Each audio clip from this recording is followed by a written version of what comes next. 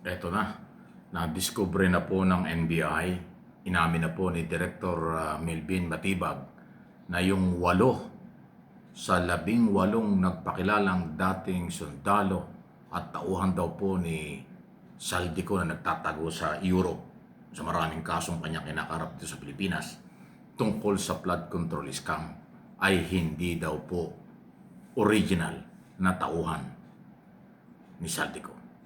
Ibig sabihin, idinagdag lang.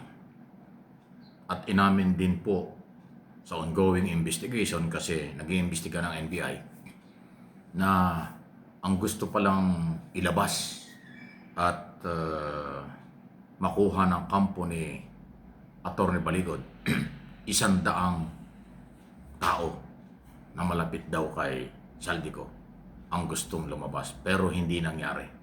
Hanggang sa lumiit ng lumiit, 38, naging 18 na lang, tapos ngayon, naging 10 na lang. Kasi yung 8, hindi pala totoong tauhan ng dating congressman na si Mr. Kung.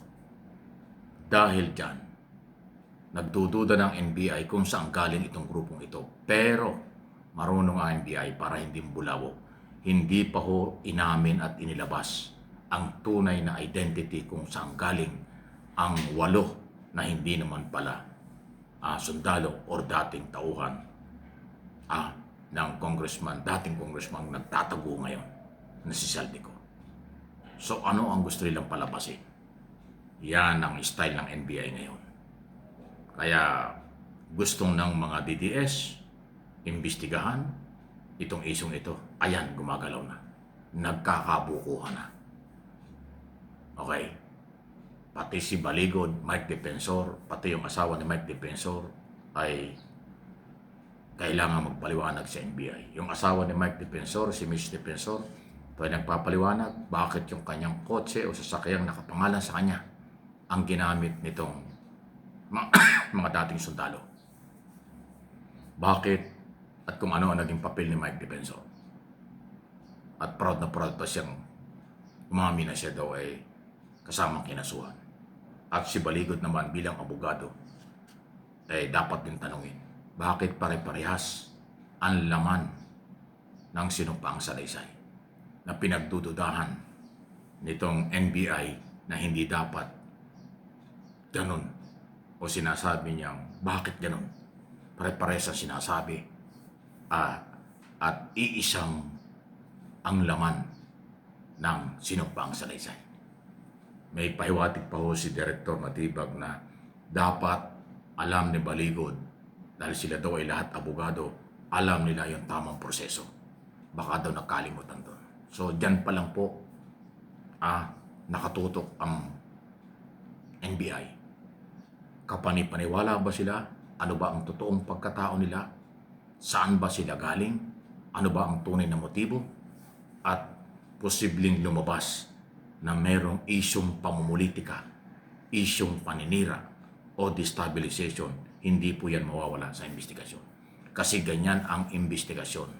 Pagkatao mo, kredibilidad ng sinasabi mo at sinumpaan, yan ay sinusuri. Hindi ibig sabihin sinumpa ang salaysay, pasado na. Hindi ibig sabihin nagsalita ka, paniniwalaan ka na. Hindi po ganon. Aalamin kung ano ang tunay na motibo. At dito isa-isa ng lalabas. Marunong lang itong bagong direktor ng NBI. Hindi niya ibinibigay ang lahat ng detalye. Patikim lang. Yung pag-amin na kaduda-duda yung proseso.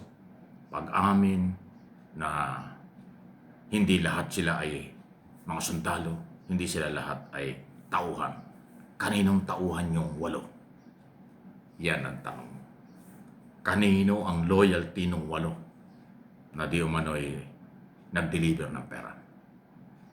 Hindi pa ho humahantong dun sa saan galing ang pera, saan dineliver ang pera, sinong tumanggap ng pera, at para saan ang pera.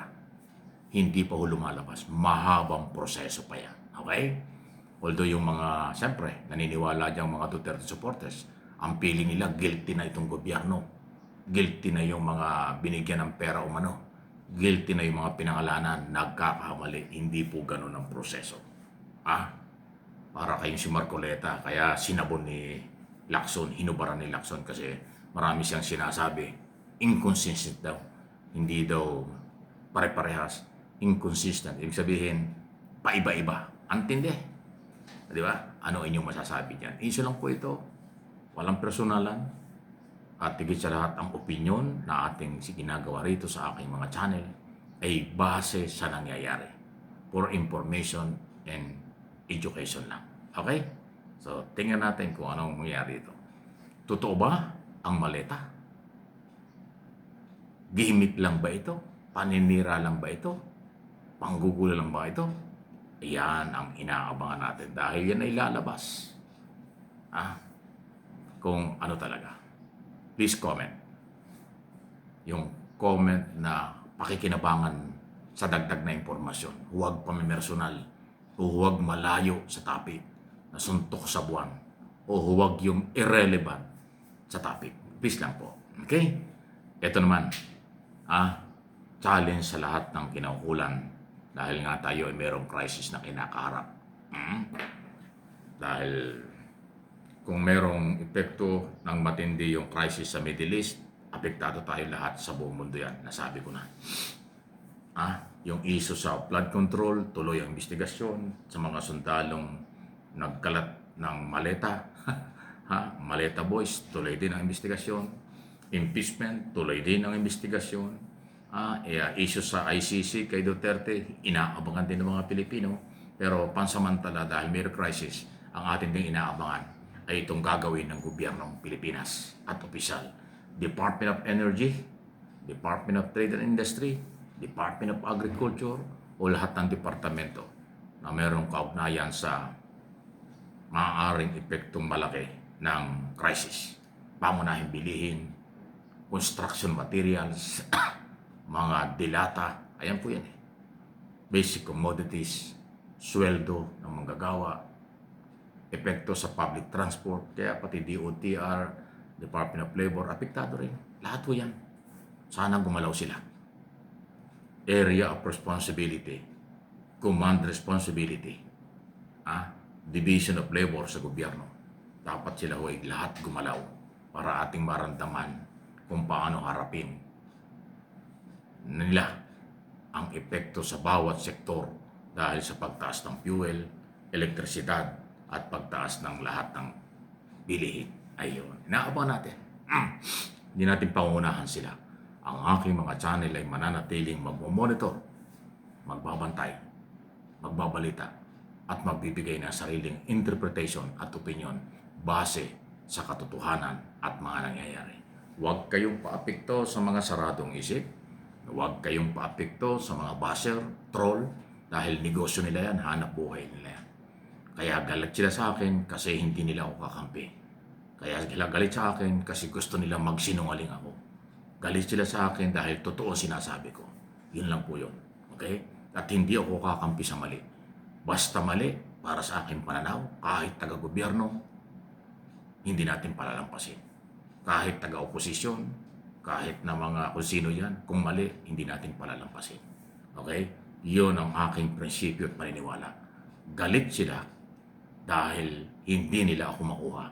Galit sila kasi nagsasabi ako ng totoo.